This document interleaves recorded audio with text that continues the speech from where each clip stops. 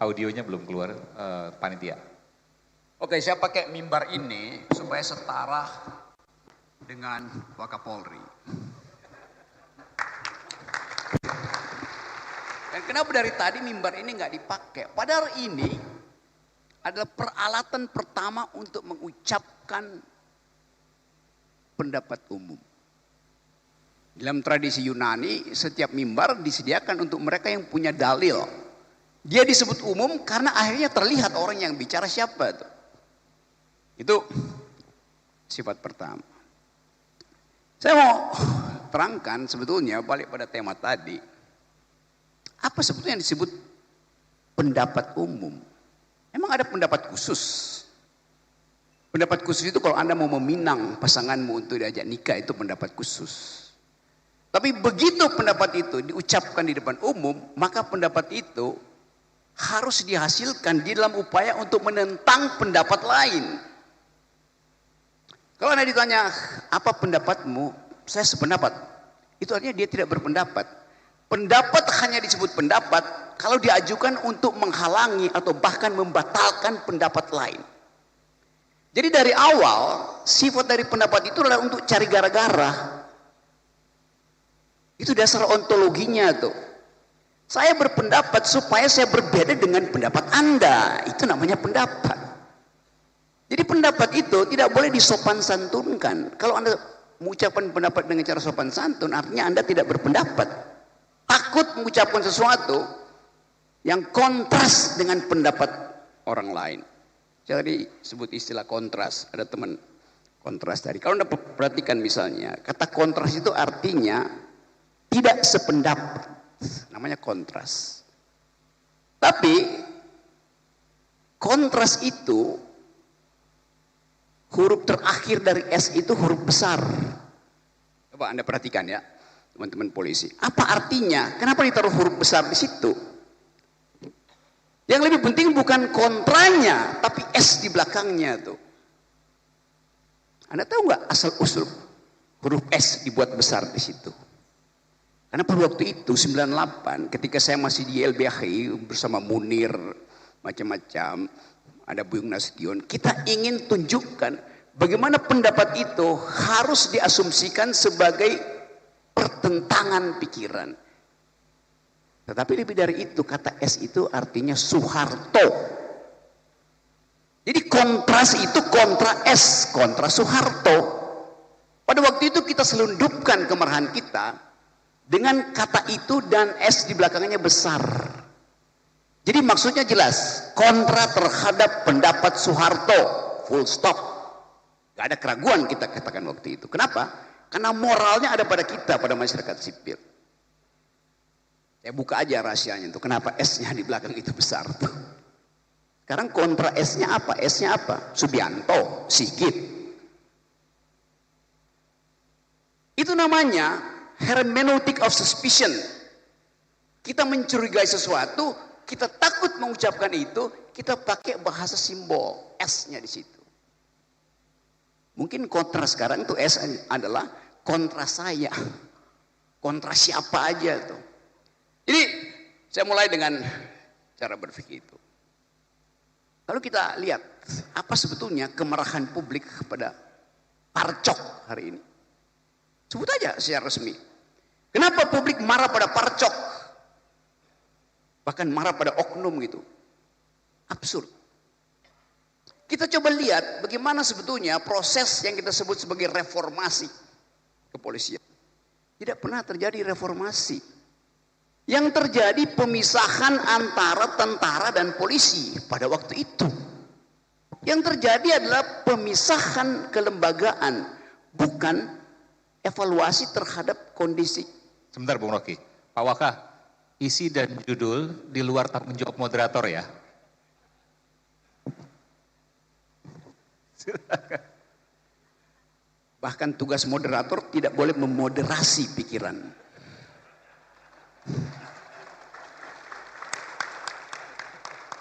Tugas moderator hanya menjaga tata tertib, bukan menjaga pikiran. Ya udah, oke. Saya lanjut ya. Waktu kita mulai membayangkan kita mau pergi pada demokrasi, urusan pertama kita adalah siapa yang mengganggu demokrasi?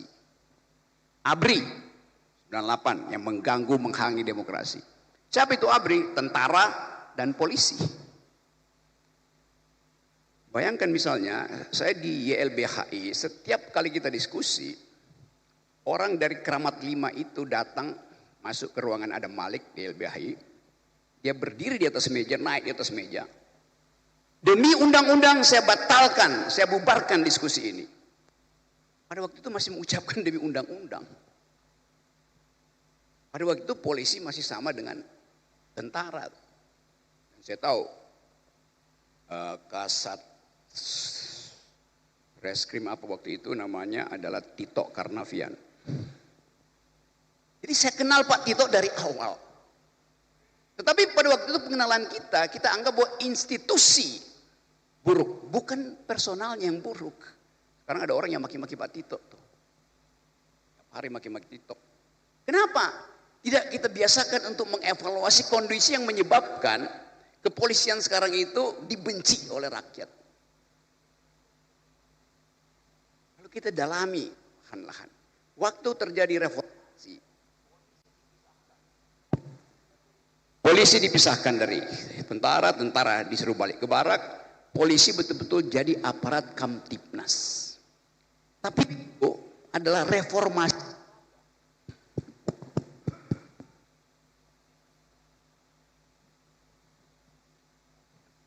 Ini saya pindah dari Partai Biru ke Partai Merah. Karena Partai Biru juga ternyata udah di bail out oleh Gajah Merah.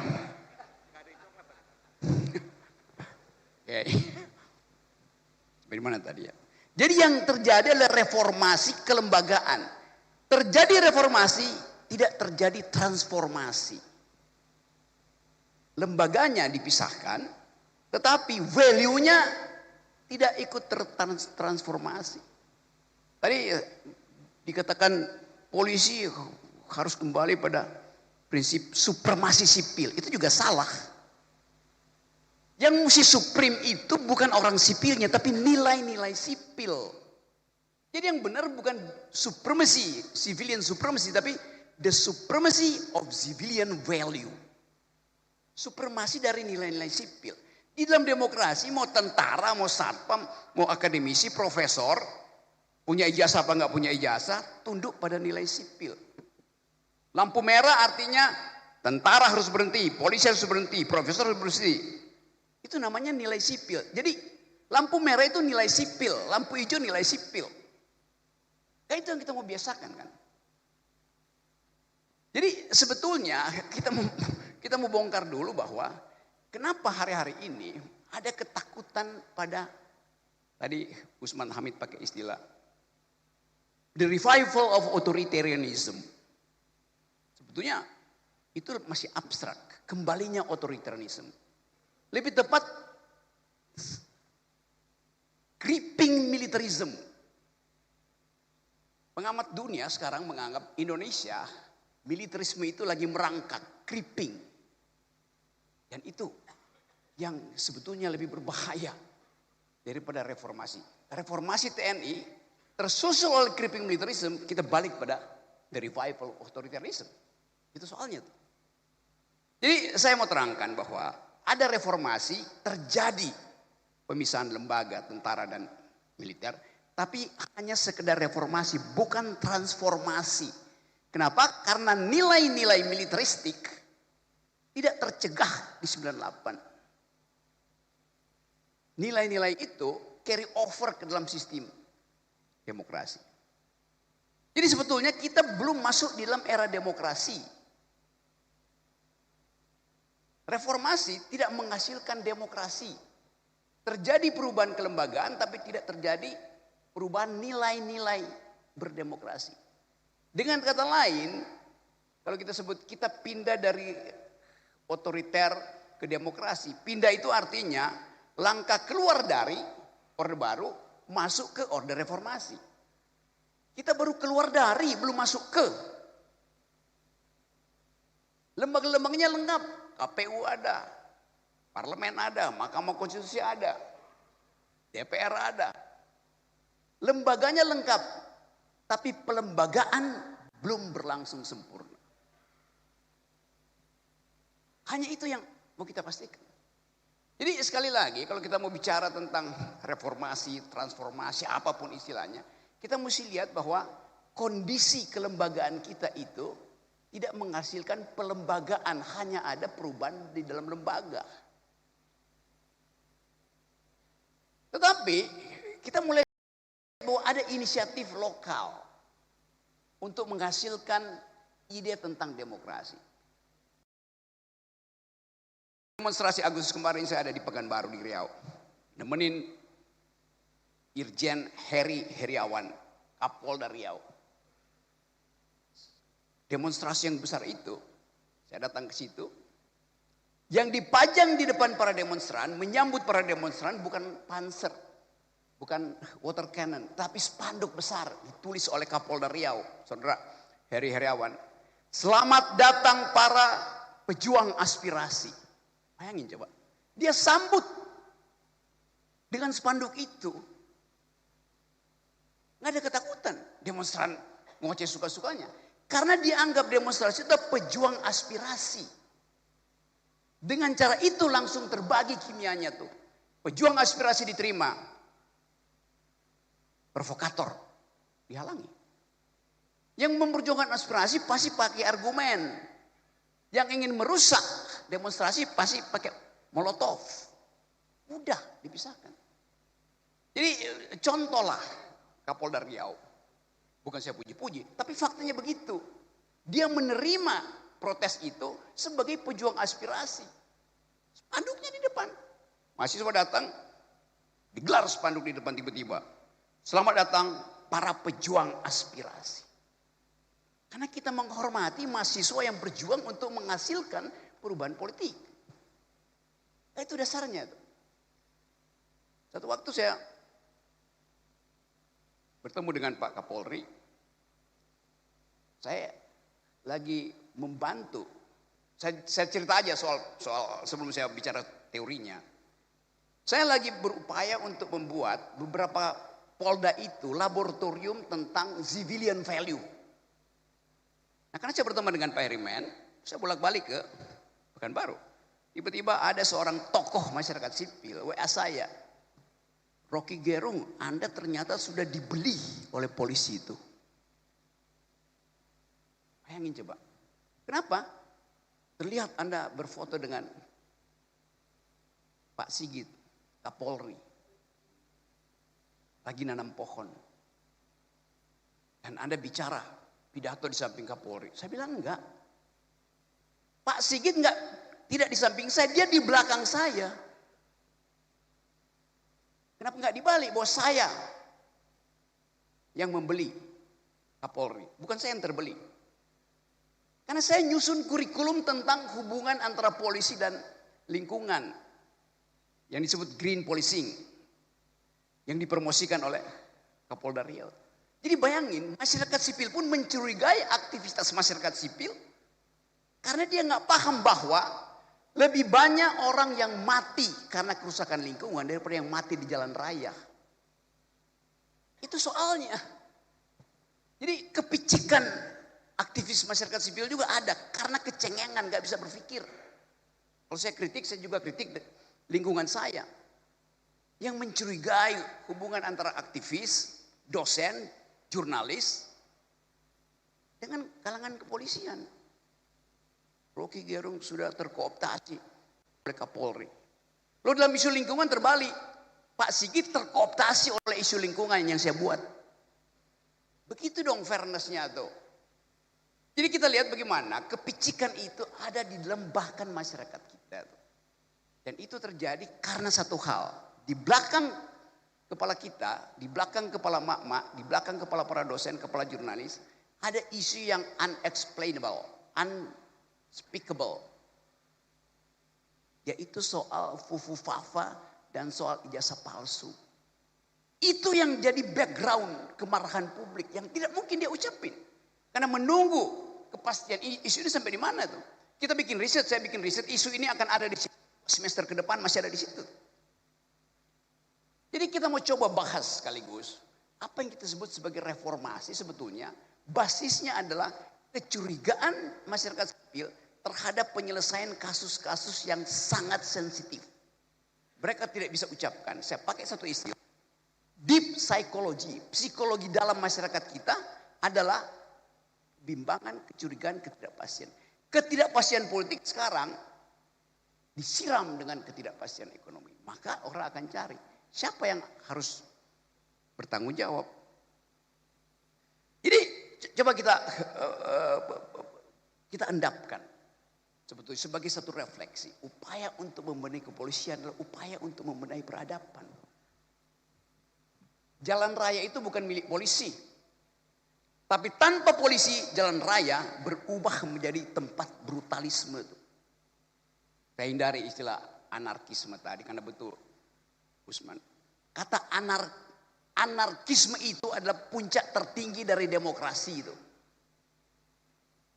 Kata anarkisme datang dari penggalan kata an dalam bahasa Greek, bahasa Yunani. Dan arko. Arko artinya kepala. An artinya tanpa kepala. Demokrasi memang harusnya tanpa kepala karena kesetaraan. Tapi udah kata itu udah keburu dipakai. Kalau begitu saya nggak boleh lagi mengajar. Saya mengajar critical thinking di UI. Di dalamnya saya mengajar dua cara berpikir kritis. Satu Marxisme, dua anarkisme.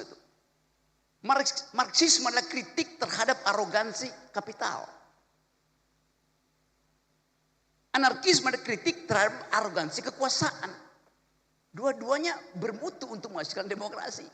Tapi kata itu udah mengalami pejorasi sehingga you anarki, you anarko. Lo itu kata yang bagus. Anda Marxis. Lo itu kata yang bagus. Karena diajarkan berpikir kritis itu. Membongkar ekonomi tanpa pengetahuan Marxisme nggak ada gunanya. Membongkar kekuasaan tanpa pengetahuan anarkisme nggak ada gunanya. Jadi itu pentingnya kita belajar bersama-sama di sini. Tapi itu hanya mungkin dilakukan kalau ada persahabatan antara polisi dan masyarakat sipil. Polisi membutuhkan organic partner, partner yang organis. Partner yang ada dalam satu ekologi, yaitu masyarakat sipil. Tentara tidak memerlukan masyarakat sipil. Tentara hanya bekerja melalui komando. Polisi tidak begitu. Polisi dalam meritokrasi, fungsi mendahului komando. Sebaliknya dalam militer, fungsi itu disebabkan karena ada hierarki komando. Polisi fungsi mendahului komando. Yes. Bisa jelaskan mungkin Bung Rocky? Anda kalau punya poin, pangkatmu itu 3 balak, bisa bertengkar dengan yang 3 bintang. Supaya terlihat betul-betul penguasaan tentang situasi. Reserse yang diperiksa teroris itu boleh kasih poin menentang pendapat dari komandannya. Kan begitu Pak. Tapi dalam kita nggak mungkin begitu. Kalau sudah kan prinsip military efisiensi, bila Anda telah membidik, jangan ragu. Kalau masih ragu, tarik picunya. Polisi nggak bisa begitu. Di dalam polisi diskusi itu mesti berlangsung. Karena itu fungsi mendahului komando.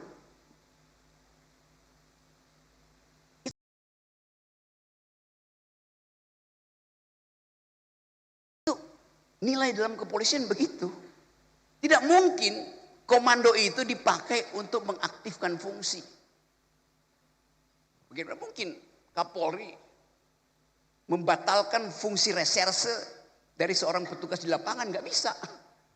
Karena keahlian dia itu adalah mengintip potensi bahaya. Lapor aja, diskusikan. Itu kan dalilnya begitu.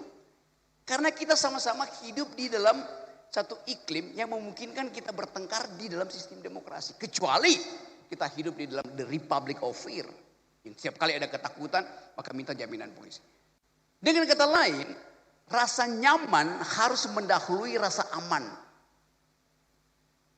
Itu ide Kamtipmas. Saya merasa aman karena kampung saya di setiap gang ada satu kompi brimob. Memang saya rasa aman. Tapi saya tidak merasa nyaman, itu soalnya. Kalau keadaan perang, rasa aman harus mendahului rasa nyaman. Dalam keadaan harmoni, demokrasi, rasa nyaman mendahului rasa aman. Dan itu tugas kepolisian. Gak mungkin saya rasa aman kalau di mana-mana saya lihat ada Kopassus di situ. Gak bisa, saya gak akan aman. Karena saya tahu setiap saat dia bisa kokang senjata. Kayak kemarin kasus demonstrasi di Glodok itu, tentara berkeliaran di situ. Gak ada yang rasa nyaman di situ. Rasa aman diproduksi karena saya tahu di belakang saya ada senjata. Rasa nyaman diproduksi karena saya tahu di belakang saya ada polisi. Kenapa? Saya bisa bercakap-cakap dengan polisi. Kenapa? Kita satu grammar. Polisi itu adalah masyarakat sipil yang dipersenjatai untuk melakukan tadi tindakan terakhir itu represi. Tapi sebelumnya diskresi polisi itu selebar demokrasi itu. Jadi bagus betul kita bicara di sini hanya untuk menerangkan bahwa negeri ini memerlukan dikembalikannya civilian value, nilai-nilai sipil, bukan orang sipil. Banyak orang sipil yang pikirannya militeristik kok. Dan bisa lebih militer dari tentara tuh. Tetapi demokrasi dan polisi hidup bersama dalam ekologi the supremacy of civilian value. Jadi itu yang menerangkan kenapa kalau kita tiba pada semacam keinginan bersama, kita akan katakan bahwa reformasi polisi itu sudah berlangsung pertama di dalam tahap pemisahan kelembagaan. Tahap kedua adalah transformasi nilai. Dari nilai-nilai yang militeristik di Orde Baru, pergi pada nilai-nilai civilian value di era sekarang. Era ketika seluruh nilai global itu mengalami turbulensi itu. Apa nilai baru sekarang? Nepalisme. Dan seluruh dunia akhirnya mengakui bahwa suara netizen bisa membatalkan suara parlemen. Ada problem dengan hak asasi manusia. Apakah anak muda Nepal yang mencemplungkan Perdana Menterinya ke dalam sungai, dia melanggar hak asasi manusia? Jawabannya? Pasti Ya. dianggap melanggar. Tetapi bagi mereka yang tahu bahwa deprivasi tidak bisa lagi dikendalikan, mereka anggap saya tidak melanggar hak asasi manusia, hanya melanggar hak pencemaran sungai. Selamat datang Pak Kapolri, Jenderal Polisi Dr. Andes Listio Sigit Prabowo MSI. Ya karena Silakan Bang Rocky. Ya selamat datang Pak Sigit. Saya sudah sebut 4 kali nama Pak Sigit. Dan saya tahu Pak Sigit akan tiba on time. Right at the time Bung Rocky, Pak Kapolri. Saya lanjut lagi ya bahwa saya baru pakai 4 menit, masih ada 8 menit. Jadi waktu kita mengucapkan kata reformasi, sebetulnya itu terlambat. Yang kita perlu sekarang adalah istilah transformasi. Setelah lembaga polisi dan militer dipisahkan, sekarang nilai kesipilan itu kita transformasikan ke era ketika seluruh dunia mengalami bahkan bukan lagi transformasi, tapi Pak Magnis istilahnya itu transvaluasi, kata Nietzsche. Transvaluasi. Orang Jerman bilang Umwertung aller Werte. Umwertung aller Werte. Betul? Ya, betul. Umwertung aller Werte. Transformasi semua nilai itu. Jadi sekali lagi, kepentingan kita dengan reformasi kepolisian ini dimulai dengan transvaluasi. Semua nilai kita bicarakan ulang. Karena bukan cuma di Indonesia terjadi transvaluasi nilai, seluruh dunia. Filipina, Nepal, Timor Leste, Itali, Prancis. Semuanya ada dalam upaya untuk mencari nilai baru apa yang memungkinkan sejarah manusia itu dinaikkan 1 oktav tuh.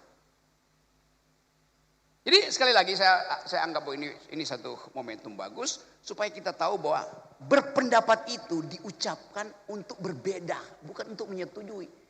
Pendapat hanya disebut pendapat kalau ada yang menentang pendapatmu.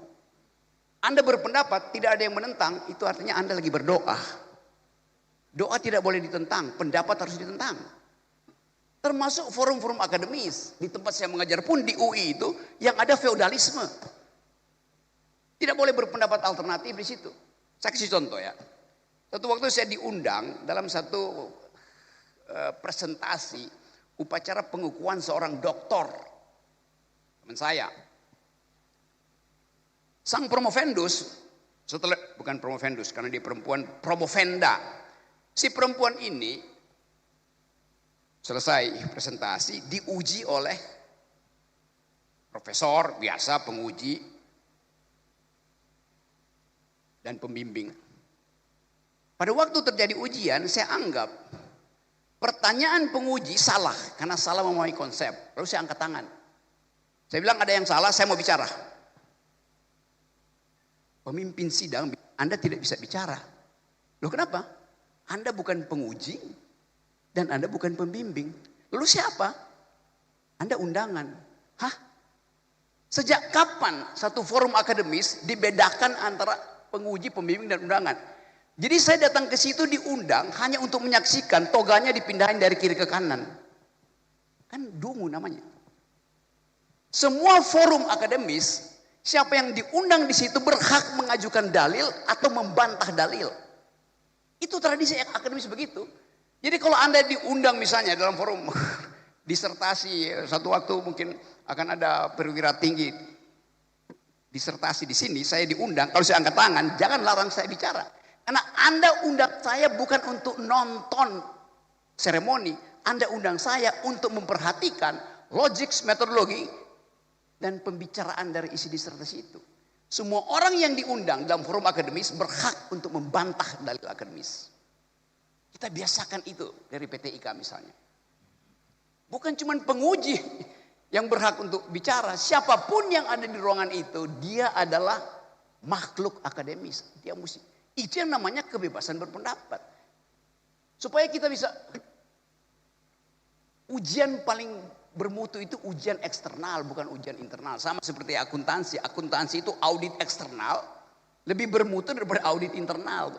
Demikian juga kalangan kepolisian tuh. Audit masyarakat sipil terhadap kepolisian lebih bermutu daripada audit internal yang dilakukan oleh fungsi-fungsi keirjenan di sini. Nah, ini sebetulnya kita lagi audit eksternal tuh, itu intinya. Tetapi sekali lagi audit di dalam urusan demokrasi harus basisnya argumen, bukan sentimen. Ngapain mengaudit polisi dengan sentimen? Auditlah dengan argumen. Force of the better argument, itu dasarnya tuh. Jadi sekali lagi saya percaya bahwa pertemuan kita di sini untuk mengaudit kepolisian dengan dua prinsip. Satu, sudahkah kepolisian menyempurnakan proses reformasi dengan mentransvaluasi nilai-nilai di dalam dirinya sendiri. Apa nilai polisi? The supremacy of civilian value. Itu yang pertama. Yang kedua, di dalam keadaan global politics yang betul-betul turbulen, kepolisian lebih mampu untuk menghasilkan pikiran-pikiran akademis daripada lembaga yang lain. Karena dunia yang berubah ini memerlukan pendekatan akademis akhirnya, bukan pendekatan komando.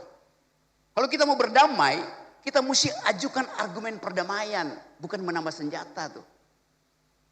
PBB dirancang untuk menghasilkan perdamaian setelah Perang Dunia Kedua. Maka kita semua, setiap bangsa kontribusi pada PBB supaya dana perdamaiannya bisa dipakai ketika ada konflik. Oke. Sekarang kita hitung. PBB dana perdamaiannya 8 miliar dolar. Buat menjaga perdamaian. Tetapi dana militer sedunia hari ini 18 triliun dolar. Artinya pasti akan ada perang. Kenapa? Dana perlombaan senjata lebih besar 1000 kali lipat daripada dana perdamaian. Logiknya begitu tuh. Jadi kalau kita produksi ide perdamaian, ide kesosialan manusia, ide yang dihasilkan oleh peradaban masyarakat sipil, Indonesia bisa jadi proponen pertama untuk mengatakan bahwa kami paham tentang imperialisme, kami paham tentang kekerasan. Karena itu kami menginginkan ada perdamaian. perlihatkan postur kepolisian mendahului postur militer. Karena dunia menganggap bahwa hanya dengan postur kepolisian, junto postur masyarakat sipil, dimungkinkan percakapan tentang perdamaian itu bisa dihasilkan. Oh ya, tapi pemimpinnya militer, Pak Prabowo militer. Mari kita kepung Pak Prabowo itu dengan nilai-nilai sipil. Karena kemarin dia bicara di PBB dengan nilai-nilai sipil. Sementara seseorang yang datang dari tradisi sipil yang memimpin negara demokrasi terbesar Amerika pakai nilai-nilai militeristik.